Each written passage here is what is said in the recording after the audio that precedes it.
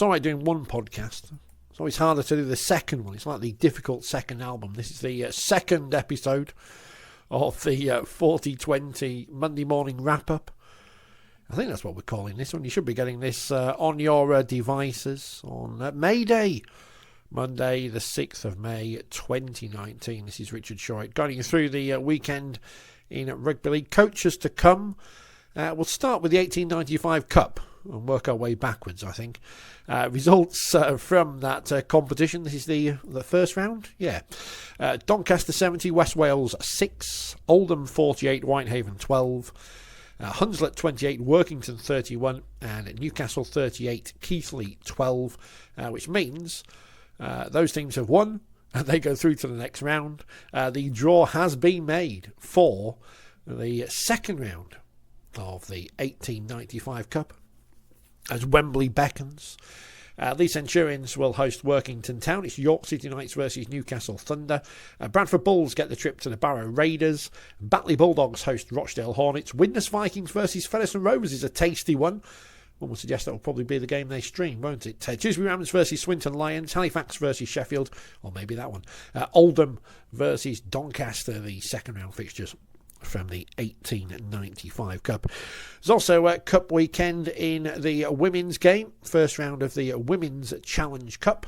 I think these results are right. We'll go with them anyway. Rochdale 12, Barrow 56, Halifax 24, Hull KR 14, Featherstone Lionesses, there's too many S's there, 18, Stanley 48, Widnes 16, Alton 14, Army 34, Huddersfield 12, Warrington 80, Wigan St Pat's 12, and RAF 28, Lee Miners Rangers 18. And the next round draw has been made for that as well. These ties will be played on the weekend of the 25th and 26th. I'd quite like to go to one of these games, but that's the same weekend as the Magic Weekend. Keighley Albion versus Halifax, Barrow versus Warrington Wolves, the RAF versus the Bradford Bulls, the Army versus Wigan, the champions, Castlewood Tigers versus Featherstone Rovers, that'll be tasty, Stanley versus St Helens, York host the Holders Leeds, and it's Wakefield Trinity versus Widnes, much as it is in the men's competition as well. Of course, Women's Super League back next weekend, and hopefully on this podcast we'll have some reaction from one of those fixtures for you. Back to league action now and into the Championship. 2 games on Saturday. You probably watched the game on the telly. 8,500 there as Toronto beat Bradford 36-16. At least they're saying 8,500. I mean, it could be 4 people, who knows. Dewsbury 0, Toulouse 38, and in Sunday's games, Swinton 10, Widnes 32, Rochdale 10, Featherstone 56, Lee 42, Sheffield 38. Sounds like an absolute belter of a basketball game there, doesn't it?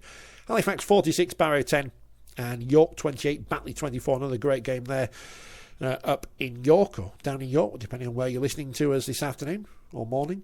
Toronto top the table, 24 points from 13 games. Toulouse second on 20, of course, they meet at the Bash in a couple of weeks. Sheffield, Lee, York and Bradford all on 16 points from their fixtures, though Sheffield and York do have a game in hand. 14 points for Featherstone and Halifax.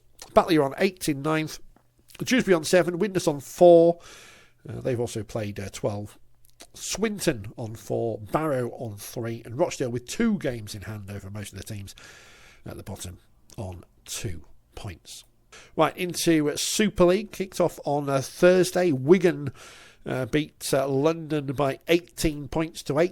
It wasn't a very exciting game, was it? But there you go. I think we all expected that beforehand. There was a game at the AG Bell Stadium. Salford Red Devils overturned their defeat early in this season to Leeds. It finished 28 points to 16. Let's hear from both coaches in this one. In a moment, we'll hear from David Ferner. But here first, here's Ian Watson. Really kind of proud of the way we responded, really, after the last time we played him here, because we needed to make amends from that game. That was the only game. There was a game last time that we feel that we really let ourselves down and we didn't perform to our standards in. So we spoke about that this week, about rectifying our position there. Leeds have got some good forwards, some big players there, some guys who have come over from the NRL. So they're always going to be a challenge for the guys over here, especially people like Gil Dudson, Lee Mossop, the guys who've played international football and want to continue to play international football and want to push the names forward for kind of Great Britain and stuff like that later on in the year. So coming up against a Trent Merrin and an Ava who's just come across as well, although he's obviously fresh off the plane. It's a big challenge for them guys, and I think they went about the job really well today. we knew it was a big challenge from the middles. We felt if we played our way and we handled kind of the backfield, it would come down to that middle forwards battle a little bit. Especially we expected the conditions to get a lot worse tonight, to be fair, with what was forecast. But obviously that didn't materialise. But like I say, I thought we did what we needed to do. They've been well managed, the players. Our medical team have been outstanding, and our S&C team have been brilliant, have been first class with what we've been allowed to do on and off the field. And the way that we've been recovering in the last couple of weeks, because it's important with such a small squad that we don't lose people. Now we've had people with tight hamstrings obviously after the back of the Easter period, and normally it's this game where you pick up a few more, but today, touch wood, so far we've not come out with anything, which hopefully puts us in a good position going forward now into the Challenge Cup. I know what's out there. We've had it with Rob Louis all the time. Rob Louis is a great player. He's a great family bloke as well, Robbie, and he's really proud to play at Salford. We'd love to keep Robbie. We knew this was kind of coming at some point. We're a community club. We don't want to lose any of our players that we've got now. We'd love to keep this team. For me, this team's better than the 2017 team we had, and we want to build on that. That's up to the people, I suppose, the board, to kind of back that vision or to bring more sponsorship in. But on the flip side of it as well, you can only spend what you get coming in through your gates. You look at the Leeds, look at the crowd base and the support base that they get coming through. You look at Hull KR, they have that. Every other team's got bigger kind of crowd numbers than what we've got as well. And although we're saying obviously we need to build a strategy from the board side of things to keep these kind of players, we've done well to attract them guys in the first place as well. And we want to keep them. And we don't want to lose people like Rob Louis, but there's a lot of our guys off contract this year, and some of the bigger teams will be kind of cherry picking them. I know there's been interest in Darrell Alfords. We picked him up from League One, no one wanted him, but now there's a lot of interest in him because of what he's doing and how he's developed over the last couple of years as well. But rugby's a short career. People make decisions. It's whatever they're happy. They've got to be happy with what decision they make as well, and they've got to do it for the right reasons. And I know Robbie will make the right decision for him and his family, which is the number one key for him. Look, we'd love to keep Robbie, we'd love to keep Jacko, we'd love to keep George Griffin, Darrell Alfords, Jake Bibby, all them guys. It comes down to finances with a club like ourselves. We have a squad of 25 players. We do well with the players we've got. We consistently punch above our weight. We don't have any benefactors. We don't have the biggest number of support base. We have a loud support base, and they do really well for us as well. But the boys, the team we've got now, really, I'd love us to be getting 7,000 in every single week and being able to really build on this team, because this team could be a top team for a few years because it's a young team as well. But history shows you that coming to the end of the year, you'll lose a few players and you'll probably have to rejig a few things. But yeah, Rob Louis is an outstanding guy, an outstanding player, and we'd love to keep him here. We've been pretty good starting our first halves, and obviously Salford had a good, obviously a plan there to slow us down. Obviously in the second half kicking out and not allowing us to play the way that we want to play. But that second half, game management, a little bit of control, and obviously our last plays not good enough. And although we got away with it last week, Salford, I said before the game, are probably what I said, the informed team at the moment in Super League. So we allowed them to have that energy, and there was a little bit of a fight back in the second half, or the last 20 minutes of the second half. It's not good enough. The first half there, we just sort of pushed some passes there, where talked about having a little bit of depth on the way that they defend, and we just went right away from that. We got back to 12-6, and I thought, well, we had a good talk about in the second half, what or in the sheds there about the second half, what we needed to do. I don't think we may have had two sets there in the second half in their 20 metres. So you're not allowing yourself, as I said, a couple of last plays there, we needed to get better kicks, and then just got pressured a little bit there where we tried to shift when we didn't get any ruck speed. So that's what I think. I knew it was going to be a real tough game tonight, and I talked to the players about it.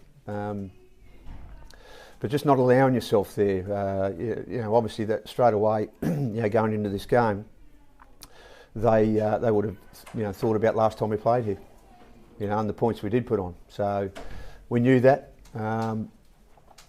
At second half there, we need to really be clinical there in the first 10, 15 minutes.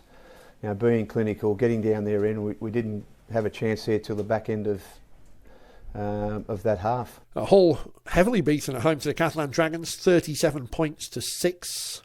Huddersfield edged out by Wakefield twice now this season. Trinity have won by a point against the Giants, 26-25. Let's hear from both coaches involved in this one. In a moment it'll be Simon Wolford, but first here's Chris Chester. Chris, Scotty was here tonight. He loved the chip and chase. What about that one from Big Dave? That wasn't too bad, was it? I can't repeat what I said when I kicked the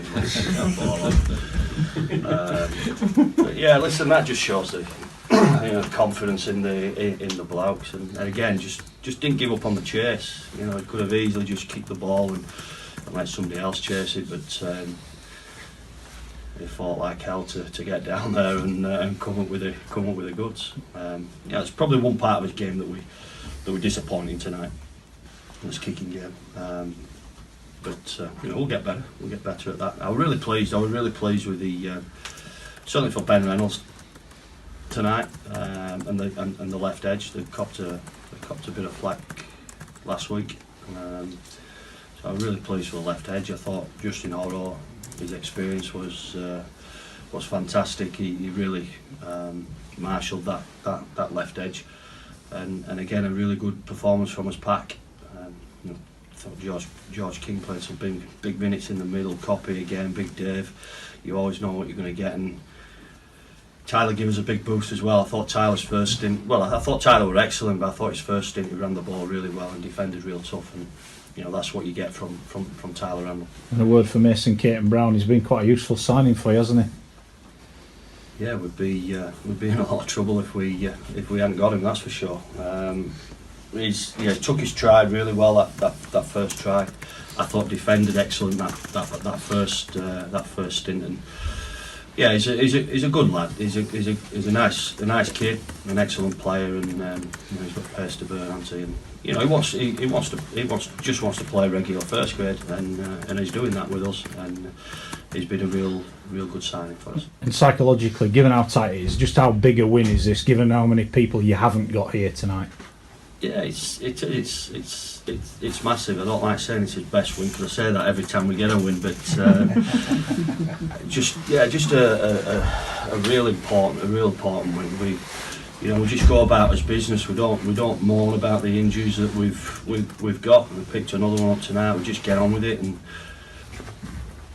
we've got some real good leadership. We've got a real good leadership group and some really good senior players that got us through that game tonight. And, hopefully over the next 3 to 4 weeks we start to get some experience back. Bruffy and Milky, we're hopeful. James Batchelor next week, and then we've got Ingy and those kind of guys. So yeah, I said last week that we've just got to try and manage these next couple of weeks until we get some important players back for us, and to get the win tonight is really special. Yeah, coming up short by points, disappointing, but we played the way we talked about and played to our plan for 25 minutes. That was the first 25 minutes of the second half for me. We went from 12 down to 6 up and on the attack with a scrum. And then, as has happened many times this year, we capitulated. We stole defeat from the jaws of victory. We've got no one to blame but ourselves. And that's the disappointing thing. We beat ourselves. Wanky were good the first half, we were poor, but that first 20-25 minutes in the second half, we had all the ascendancy in the world. We got back in front, and again, we just weren't good enough to seal the deal. I've got total belief in this squad. I think there's no reason why we once we do start putting 80 minutes together, we can win and keep winning. We proved that last year, but at the moment, it's just different individuals every week, just not quite getting their job right. And tonight, I had a couple of unfortunate incidents for Darns. He's been our best player all year, and he's a young kid, so we're not going to be too hard on him. But there are some disappointing errors there that cost the team, and. But he wasn't on his own. We had, We still had ample opportunity in that second half. Even when we did have the error and they went the length, we still had plenty of opportunities to win that game. And, you know, Coombe getting 10 in the bin, I mean, that's a tough call. I mean, is that a sin bin offence? I mean, we'll have to have another look at it. But, you know, and we held, and you know, the positive thing there is, you know, while he was in the bin, they only kicked a penalty goal. I mean, we held our line well. We got a couple of opportunities down their end, but we just made it too hard for ourselves. You know, if we started the game the way we started the second half, well, maybe we're not talking about, you know, 6-1 point margin or whatever. You know, that's a tough one. We've had some tough losses this year. The one when we played Wakey 5 weeks ago was tough, but that's tougher. You know, we've spoken about it in there. There's still 16 or something games to go. There's still plenty of time for us to make our mark, but as I said last week, we can't keep coming in week after week, and you know, especially tonight. You know, full credit to Wakey. You know, they never give up. You know, they got more blokes out than us, and they're turning up for each other, and you know, they fought hard tonight, and they deserved their win. But we need to get our own backyard in order, and we need to do it quickly. That result saw Wakefield move back into third in the table. Their local rivals Castleford are 7th after they were beaten by Warrington. 26 points to 14 at the Menderhose Jungle on Friday night. Here's coach Darryl Powell. Obviously we lost Paul McShane early on, which is it's just a constant theme at the moment. We lose somebody early on in performances, which then impacts massively on well, he's such an important player for us anyway, but then it brings Adam Milner into 9 and it affects our rotation in the middle of the field. Yeah, I thought we conceded some soft tries. You know, the one of Cooper straight through 2 of our middle defenders, and then the Greg Eden dropping the ball. It's just, you know, they're just really soft tries. I think, you know, I said after the game to the boys, there's just too many errors in there. You know, we mistouched twice. We kicked out on the full. And Peter Matauti, to be fair to him, he turned up ill today, so you know we nearly pulled him out of the game. But look, we are. You know, I mean, there's a team. I can name a full team that didn't play today, and it's a pretty good team. So yeah, we're in a bit of trouble from an injury perspective. Hopefully that's going to improve. But you know, when it's happening in games and early in games, then it really affects your performance. To your initial point of spirited, I thought it was. I thought our start to the second half was appalling. Just didn't get to the pace of the game at all. And that's where it was won and lost really. And I thought we grabbed the game back towards the middle part of the second half, and I thought we looked the better team for a fair period there and scored some really good tries. I thought our right edge was excellent today.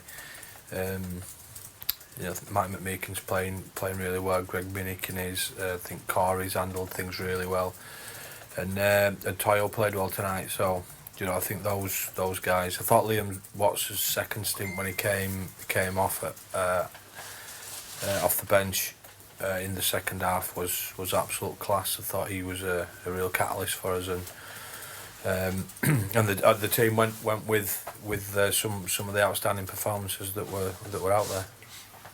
And the top of the table, St Helens, still there. They beat Hull Kingston Rosie. What sounded like a closer game than the scoreline suggests. 42 points to 26. Here's the Saints boss, Justin Hulbert, speaking to the media after the contest. Just happy to get the win today. You know, obviously played really well over that Easter period, and then had a great turnaround, and you know, we had the luxury of giving the boys a few days off, and I thought we'd play that way today. But yeah, just happy to get the win. Whole KR played like they're really urgent and really desperate, and full credit to them. You know, they started the better of us, and then, you know, but to give our boys a rap, it was a really good effort to turn that around. We easily could have, you know, been down a lot more at half time there, and we swung it around in our favour, and to lead at half time was really important. And you know, as I said, it can be really hard on the players in that area, but look at the other side of it and think, well, full credit to you for turning around and swinging it in our favour. And then obviously a really hard second half. We just couldn't quite kick away. We looked like we were going to, but whole KO, full credit to them. They just kept fighting all the way to the end, and was happy to get the win. Kevin McGuan was outstanding today, and obviously Tommy Magerson did some quality things, and Johnny Lomax on the other edge. I thought his defence late in that game was outstanding for us, and it needed to be. So I thought those three were our best. As I said, I want to give whole KO right there. They right from the start of this game, you can tell that they were going to give it their best shot to get the 2 points. So credit to them that we couldn't put them away, but also happy for our boys that we didn't have to win today. So Saints top 26 points from 14 games, Warrington on 22, Wakefield, Catalans and Hull all on 16, Salford and Cass on 14, Wigan on 12, Huddersfield on 10, Leeds and Hull KR both on 8 points, and London at the bottom now on 6 points. That 2 point gap between them and the rest of the division. Of course, it's a cup weekend next weekend. We'll be at a few of the games, I am sure, and I'll be at Wakefield and Widnes on the Friday night, so you're guaranteed to hear from both those coaches when we do this again next Sunday. Don't forget 4020 live Monday night 6 p.m, Facebook, YouTube, who knows where else we'll end up this week. And if you missed that, the podcast will be here where you've got this from afterwards.